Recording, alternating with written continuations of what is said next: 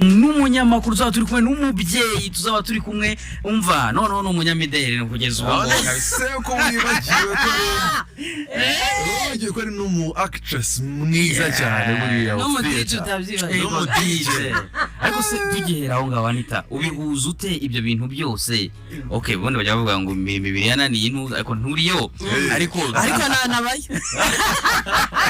bitwaye iki kazise nta kintu bitwaye none se ubihuza ute iyo mirimo yose ubundi ariko murabizi ko ntidukora ariko undi mwaramutse neza I like the hair byanangoye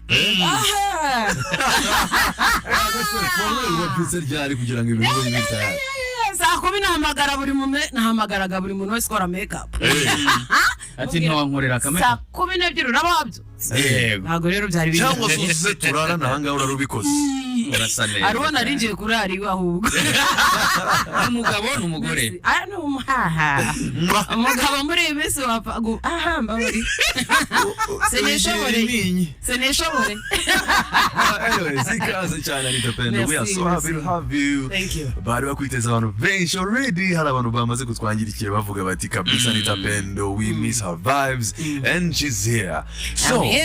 you are here kamaze ngurimo agakoti tubivugana kabisa cyane rwose okay so Anita mukanya hari ikintu Rusine yarakubajije ukuntu uca muri izo characters zose in your life how do you make it umunsi ufite 28 yego cyane 72 oya si 28 se ariko kubw'amahirwe kano kazi dukora ni amashifts mubizi se ni amashifts rero niba nkoze kuri radio amasaha 4 kuri televiziyo nkakora 2 ubwo ntaba 6 hasigaye yandi menshi ko musinga ntago byarenza 2 abakabije na 3 kudije ntago byarenza 2 saa 5 ubwo bibaye ngahe bikaba 11 zose hamwe warangiza ukaryama mu 8 ngo harimo 8 umunani ntago bya kereka tira na dewe yo kwiga bitemo na yabana and akenshi ari nibiba nijoro biba late nko kudija like se ona DJ ntago ugeze mu masaha 9 oya ntago njya mpfa kwemera akazi ko muri weekdays amahoro Friday na Saturday kudija nakabije ubwo Monday nutangira nyine ebana urebesha ijisho rimwe Sunday nta kintu wazumbwira burya iyo waba ufite ahangana iki kereka wenda ari kumanywa ari nijoro sinakwemerera ariko ubundi akenshi mba nsenga Imana ngo simbonikira kasande kugira ngo nduhuke but listen so none niki kituma uba that motivated so ukenesa ari kugira ngo tuzabusubiramo nibyo ni nkayo yose ariko hari ibindi byiyongera aparte yo kugira ngo umuntu asubire gahini kugira guhinga iwacu ndi imfura yego ubwo rero iyo uri imfura ebana ibintu byose biba biri ku mutwe wawe so ndi imfura ikindi cya kabiri nuko I wanted to step in mu gihe papa yaramaze gupfa yapfuye turi bato ariko ndabireba ndavuga niwe wari mukuru w'umuryango ndavuga so ngomba like kabisa guhahagarara nka mu cyimbo cye kandi koko sofa narabigerageje ndimo ndabikora uri kubikora it is bya bindi bantu bakunda kuvuga ngo you are a woman ngo hari ibintu utakora ngo sinzi do you even hari ahantu ujya ugeraho ukishidikanyaho mu buzima bwawe at this moment akaraka nizo twaziparamira byose ni biki twakurira tukaja kuba abayedi twakura twaba abafundi uza akazi kagorana cyane naje gusanga bari abajama bavidura nakara twagaka ese koko uduhereye kubyo andera nabajije kubera ko usanga kenshi umudamu mama bitewe bavuga yuko nyine imirimo yose nkundi yayibasha nose nk'umugabo ariko rimwe na rimwe ugasanga kubera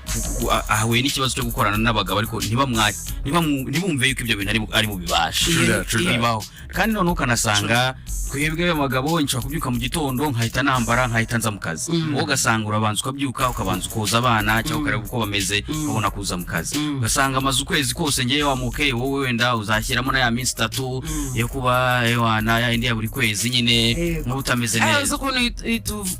iratuvuyanga aje ngiye mba numva ntanabyuka yindi muri periods so no kubyuka Oh my goodness. ariko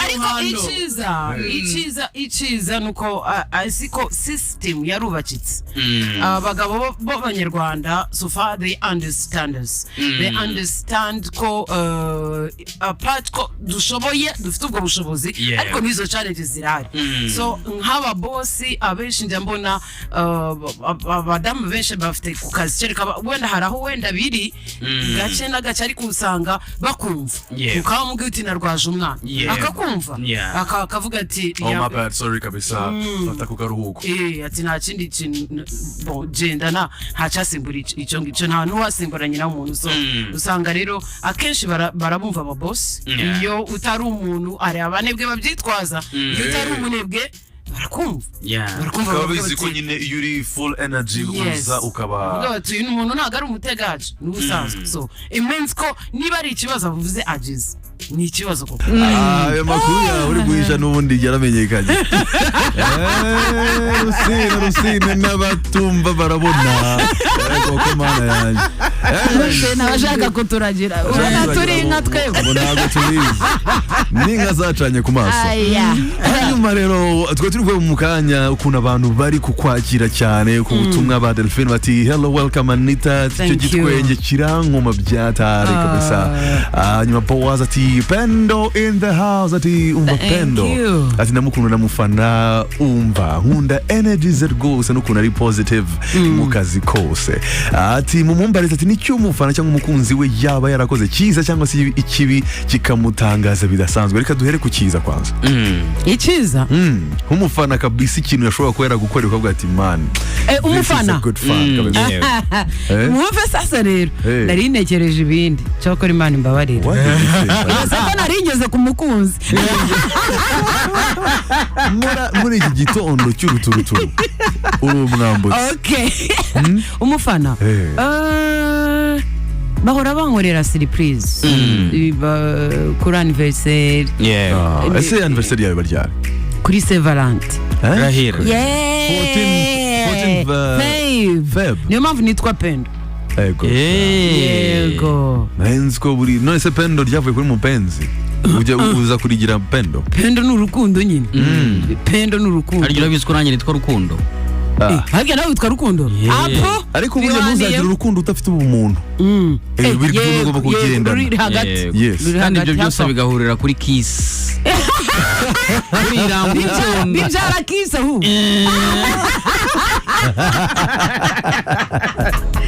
nuko rero umufana yagukoreye iki rero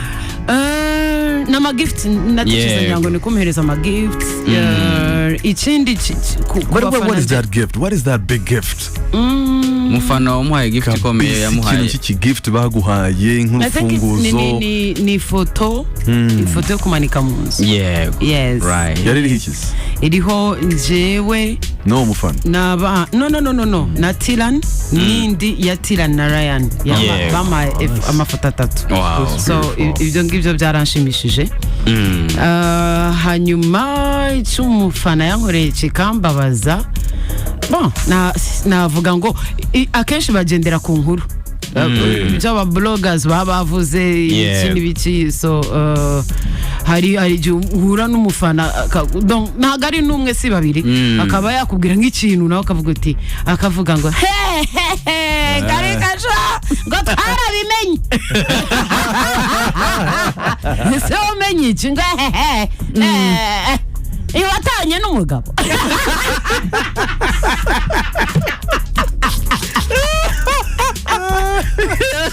ni warushobotse Anita niyo byavuyeho ubundi tukiri aho ngaho how do you handle criticism z'abantu kubera ko iyo ukora ibintu byinshi uri umuntu uzwi akenshi criticism zikugeraho umuntu ufite abana bawe nabo ubu ngubu bamaze kuba bakuru ibyinshi barabyumva barabizi ubihandling uti ubuse rega iyo umuntu akubabaje kenshi ugeraho ukabimenyera urabizi babaye kenshi kugera ukabimenyera so iyi industry ibihuha ibinyoma ibiri byo hariho erega ibintu biba biri nabyo bavuga ariko atari ngombwa kuba utabibibwiriye si ngombwa ko bajya kubye expose utabitangaje wowe cyane ushaka ko bibi byawe so ugasanga wenda banakwinjiriye cyane barengereye so icyo gihe rero baratwinjiriye baratubesheye imyaka myinshi twageze aho ngaho turamenyera that's it muramenyera none se ubwo ngubwo wowe vuvanga ntabwo uzadukubita nka video y'amasaha nk'abiri kuri YouTube wisobanura ubwo bati abantu bagomba kunsaba imbabazi cereka iyo nza ko wenda ntarabyara nagize imana ndabyara ariko muri bariya operasiyo nkahita nzabavuna ariko hari umuntu muganye uvuze ngo ni Rusine nabo umuntu ngo nahita pena ngo none se ngo kunumva ngo RBA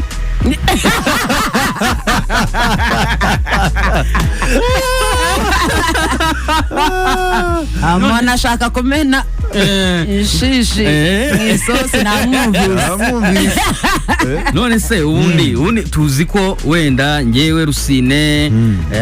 isoko kuri twaga Rusine yarangije mama barasaba papa barishyirire kwiranga muntu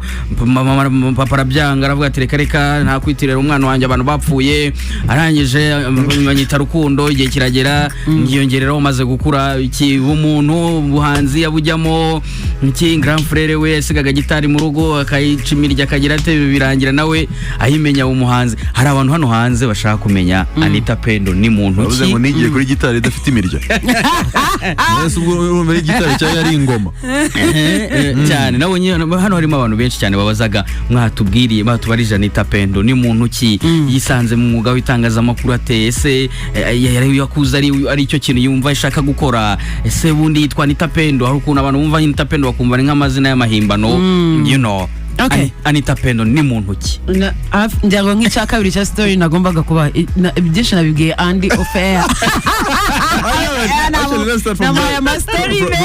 that story you're muri secondary was it secondary was it primary secondary even primary like navuga ngo wenda navukiye Kampala nkurira which area of Kampala Murago Okay. Mama yagiyeyo agiye kubyara kwa kundi ugenda ujya ahantu kubyara so agiye kubyara ariko aba kwa muramukazi we nukuvuga kwa mushiki wa papa so arabyara amaze kubyara arongera aragaruka twabaga ahantu hitwa Ntungamano Rukoni hitwa Rukoni hafi angana umupaka wa Kagitumba so wumve ngo naraje njya ngo niba narahigiye ikiburamwaka niba ari na P1 numbers hanyuma kuko nziko like primary yose nayize Gahini ko waranazaga bakagusubiza inyuma cyangwa se bakanagutangiza so primary nyigi Gahini and mvuka mu muryango w'abana barindwi ndi mfura abakobwa ni 4 abahungu ni 3 and mama n'umuntu navuga ngo iyaza kuvuka nko muri iyi season navuga yari kuba yindi version yanjye yes nawe ni vibe njagara vibe ni vibe byata abwara nandusha ibaze ko yaranandusha papa numva bambwira ngo yari intori kazi agazaje twatarameka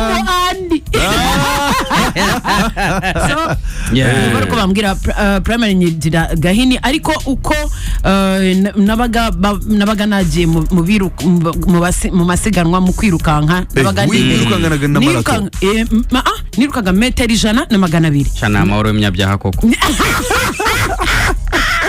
ariko wumva ngo nasaga imbere nabaga ndi mu bimbere so ngiye mu secondary urumva ngo muri primaire bawishakisha ngeze muri secondary koko babihaga n'agaciro bikagira n'icyo bikumarira nk'undi mu bantu bigiye ku maburse kubera tala yego none se ubwo yari tarayihe urumva ko zari nyinshi ndagenda mbisobanura na making agasho ninje muntu wabaga uri busy ikigo ndi active ndi mu bintu byinshi cyane wumve ngo hari nk'ibintu byajaga binandinda kubera ko nabaga nibereye busy mu byanje so navaga natozaga ho nabaga ndi hose nk'Igahini ho nabaye mu babyina dance model hanyuma mba mu basimbuka urukiramende n'umurambararo ariko narayoboraga aho ngaho no muri metero 200 so nkina basket na volleyball nariyeranjaga byose nkajya kwitoza umunsi umwe nkajya kwitoza muri kimwe kindi kandi noneho nageraga baramfataga ntibashakaga kundekura muri nuza aho najyaga hose baramfataga so nariyeranjaga nkabona ariko nagendaga mbivangura icyo gihe nkareba ibyo mfitemo potential umurambaro ukavamo umurambararo byitondere uri mu bintu bikomeye cyane ahubwo nagiye nkuramo nka basket nyishira ku ruhande volleyball njya ku bigo noneho hari aho nageraga ku bigo ngasanga wenda ibyo nari nzigayini ntago bafite ibibuga byabyo nka basket za Kagituma ntizari Banstar hari volleyball bayikinaga sinzi ko yari ariko byaje nyuma igihe najagayo byaje nenda nko kuhava so ariko ikintu cyari gikomeye cyane nasimbukaga hejuru urukiramende nari uwa mbere mu gihugu urahira uwa mbere mu gihugu ubu ngubu iwawe utashye umukozi agatinda gukingurira igipangu wawe uragisemo imidari ya gold narifite wenda ibiri ubu ngubu byambuza ariko wumve ngo narifite imidari ya gold narifite ya silver ntabwo nigeze ngira uwa bronze abantu bajya bavuga ngo naguca hejuru niyo wabizanye so nari umuzamu wa mbere mu ntara y'Iburasirazuba umuzamu muki mu ntara muri football wakinye na football sha ariko urakina wowe nakinya football kandi ni uwa mbere mu ntara Ndori muramubona ndamureba Ndori yari umuzamu wa mbere mu bagabo Igahini ekipe y'Igahini yari ya mbere njewe iya Pekoma ho nigaga yari ya mbere y'abakobwa so Igahini ari ya mbere y'abahungu so nari umuzamu wa mbere mu ekipe mu bakobwa Ndori ari wa mbere mu bahungu arabizi yajaga nizanaga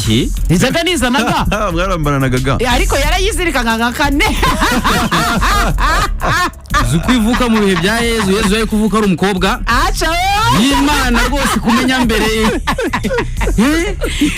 so iyo nguwo uwondi rero nibwo nukuvuga ngo andi yanambazaga yambaje ate si ibya radio reka nkubwize ukuri sinigeze ntekereza radio sinigeze ntekereza televiziyo ko nzabikoraho no narabikundaga yego ariko ntabwo nigeze mbitekereza ko nzabijyamo sport nicyo cyari numvaga ko sport ari izajya imbere ntabwo ari ufite ngo club y'itangazamakuru ku ishuri sinabijagamo ibyo naragendaga hari abatipe bazaga bakavuga amakuru nkabareba ngaho muvuge vuba nigire muri sport none se byatangiriye he ntago mbizi byari impanuka ariko reka mbabwize ukuri naje mu itangazamakuru bingwiririye wageze gutyo mufite amakuru menshi nagiye ngiye gusura Tino muri 2007 kuri Flash FM 2007 yego ko twakoranaga ubu MC mu kuba tracks ku modoka zino zibaho imiziki so ngenda ngiye kumusura nk'umukorege ngezeyo barebye ukuntu tuganira barebye vibe bavuga ati uriya muntu ni cyana mikoro bavuga bati mureke tumugerageze baranzana barambwira mvuze baravuga bati ahubwo sararenga hano tumufungirana ikintu akeneye ni training nta bindi bintu byinshi akeneye training yego inseko wari uyifite ino nseko wari uyifite oya iyo ni kalima Jado Max wagwan Jado good morning Anita Pendo good morning Jado n'abandi muraho uretse gato muzimiriza mikoro Anita ufite umunwa mwinshi cyane uri mu bantu basaraye bakena cyangwa ijwi rigiye wakena yabasha gusabiriza ariko umva ko yabashaga siporo akashaka gusabiriza akoresheje ibimenyetso uzi ikintu gitangaje ubu ngubu wakabaye nza muri kwa kundi uvuga ingingo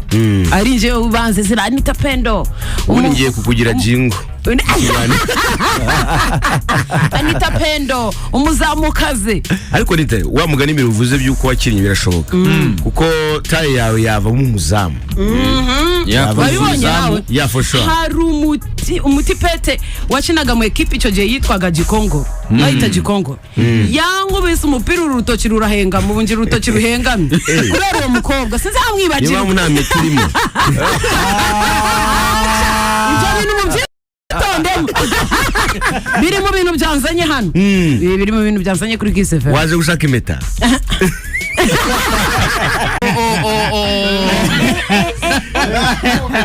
yafashe toni zuzuye ikamyo amena hasi bamurinde wa muzamu hano hasi. nabambarogoye nshaka kubaza ese ibintu maze iminsi numva ngo ugiye korera Kiss FM nibyo cyangwa mwabivuze ntari kumva? babivuze uzano waruki bavugisha ukuri? harahiye icyo nifuza kumenyesha fire brigade izajya dukora iri hano hasi kuko harasha.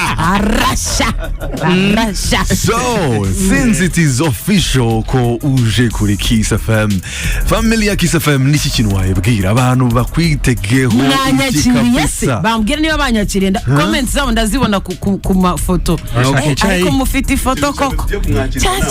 amandazi ari hese kandi niyo nkunda ariko ko Kiss FM koko mbagire kumutangiza mu mandazi. Now listen, bimwe mu bintu binzanye hano n'amandazi murabizi ko maze igihe kinini ndi single. Yego barambwiye ngo umuntu ugeze hano wese abona umugabo n'umugore. ariko igihe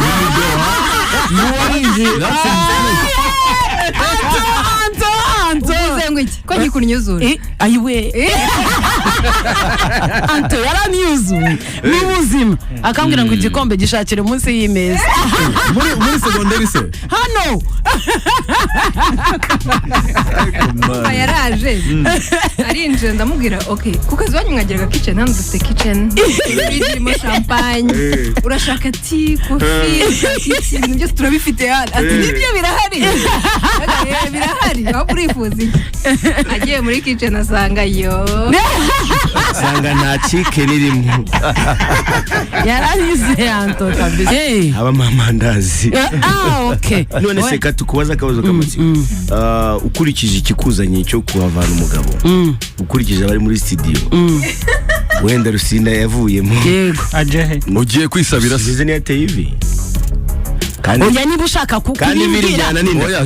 ushaka kumbwira stati yawe bimbwire neza njye n'umupadiri ndashaka kugushingira nta mafaranga wishyuye reka nkubwire aya niyo mahirwe ya nyuma mfite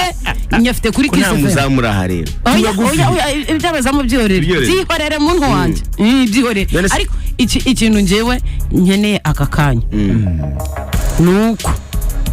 wowe Jado we ntago urimo ntago ndimo naje amahirwe naje nje kuyapima kuri andi nawe numva ngo ntago biri bukunde abandi mwese umuntu usigayeho amahirwe n'umwe ni Austin Austin rero nawe ariko rero nimugire ngo nurundi rukundo ni yamandaza amwemereye Wakanu kamandazi Austin nzamugigira ibyo mwigize uzamugigire rero bazamuka ifarini uzamugigire amashuri avuyemo ko umukobwa we amashuri aragiye gutangira nawe nawe amashuri agiye gutangira mubanze mwishyura ama minervare oya ahubwo azanze yishyura yabanje buriya nawe none se Anita uzagiye mwangaye aba YouTubers bibanyumutsa nabonye bavuga ngo umushara waje bavuga ibintu bitari byo ndumirwa bandusha amakuru yanjye mu Rwanda niho wonyine umuntu abakurusha amakuru yawe nawe akavuga wowe utazi my dear narumye nasajya ngo avuge umushara wanjye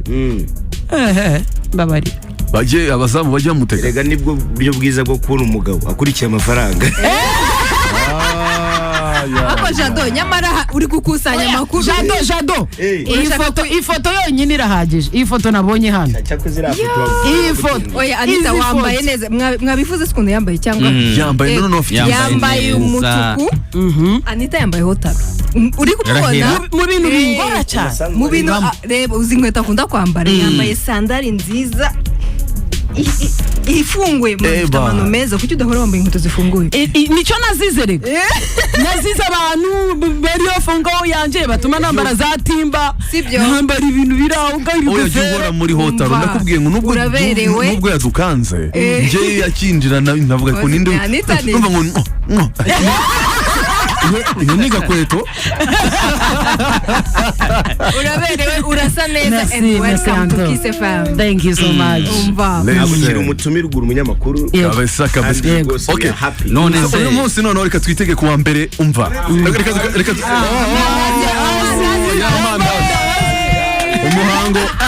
umuhango wo gukwa urageze. Austin arakoye. Ikiganiro kirarangiye. Austin arakoye. Austin arakoye.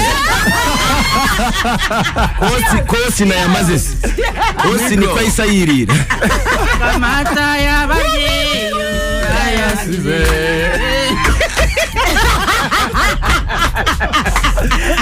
Aywe. Oya reka ndumva dufite umutahira Rusine vugira irindazi. Gira vuba Rusine, gira vuba. Nutinda ndarivugi. Kandi ntago uzi ko Imana nazo zakura ku mushahara. Numbwire. Austin ayicira mandazi. Wow, byumvise kabisa. Ariko se nanjye narinjira kwibariza Monday ufunguye radio uzakira abantu gute? Uyu munsi kuri microphone ukuntu uzabikora neza. Do it. Shyiramo. Reka dushyire mu bed. Rusine so uzatangira ra. Dushyire mu bed ukumva izatangira. Ladies and gentlemen, let's get it started. Kigali's #1 hit music station, Kiss FM. Mwaramutse neza igitondo cyiza kuri mwese ndi kumwe na Rusine ni 102.3 Kiss FM. Satani yaragiye kunshuka. Umva kabisa urumva ko ni Pendo turi kumwe big time. Fotografe bazibika mu mipira. Alright, ubwo nuko urushinge rwawe kuri Kiss FM mukanya ugiye kuri kumwe na Jado Max ndetse na Chuchuri. Chuchuri. Chuchuri yaje. Chuchuri. Chuchu. Aya mandazi ntabwo ari kumucika. Especially Austin bit. Ushatse kuvuga iki ko bari kuvuga ku bintu byo gushaka ngaha? Urabizi ko Rusine yabivuze ko azagukoza isoni ejo bundi. Ariko uremeranya ko nje na Austin twaberana. Yabaguhenze bane. Yabaguhenze ariko Ndahira. yabaguhenze. Hari igitekerezo ufite? Ubwo zamapa. None se ngo mu bukwe bwa Rusine ngo Uko mu hater. mu bukwe bwa Rusine Niko, mu bukwe bwa Rusine ngo Austin uzabaga Rusodoneri. Austin baragushaka. Ndumva ari vie Waretse tukabakubita save the date. Nta muntu wabyemera. Oya uzi ikibazo gikomeze. Mukoze niyo save the date muri serious nta muntu wabyemera.